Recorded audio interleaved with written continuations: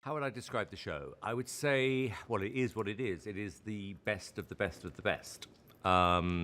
Previous winners of AGT, previous winners from around the world.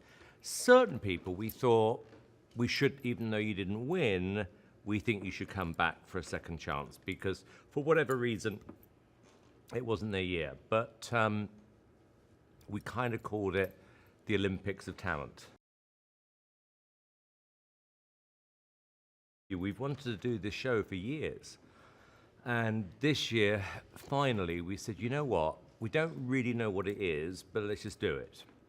And that's literally how it started. And I'm not kidding, 2 days before we started filming, we weren't 100% certain what the show was. We knew who was competing, but we didn't know what was going to happen, blah, blah, blah, blah, blah, blah. And then something magical happened when we started filming, which was, you remember all these people, and you're seeing it in a different context because you've got winners of certain years taking on other winners from certain years, so the stakes are much higher, and in most times, everyone upped the game. The show is in about 160 countries, so the idea that we could bring in people who've won other shows around the world against the people who won the American show, I thought, that's why I keep describing it as the Olympics. It was way, way better than I thought it was going to be. You're never quite sure with these things, but it was a buzz. It was more emotional than I thought it was going to be because, you know, obviously you go back to that first time you ever auditioned them, you know, and what their lives were like then and now. I mean, it was unbelievable. The thing I respected most of all were the people who would come back to compete again, who had won. And that, in its own way, defined them as champions. Like Shin, as an example, he's just gone through it, and now he takes part in it again. And I'm thinking, I think if you're a real winner, you always want to compete. The best Olympic athletes in the world are the people who've come back 4 years later and done it again. Those are the true champions. And that was the interesting part of the show. Susan Boyle never won the show. People forget that.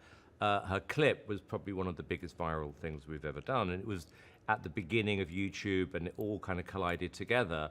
And just seeing what the show, YouTube, et cetera, can change someone's lives overnight was actually unbelievable. So when she sang that song, I took myself back to that place. And it was like, I can remember this vividly, every single moment. You're hearing a different story this time because we're picking up where we left off. So what happened after you were on the show. To certain people who didn't win, what would you have done differently? And this is the fascinating part of the process, is people, rather than just walking away and there's nothing you can do about it, there were certain people who I went, I don't think we gave them the right advice. So come back. And a few in particular, certainly a couple who made the final, the difference was unbelievable. Terry is the champion.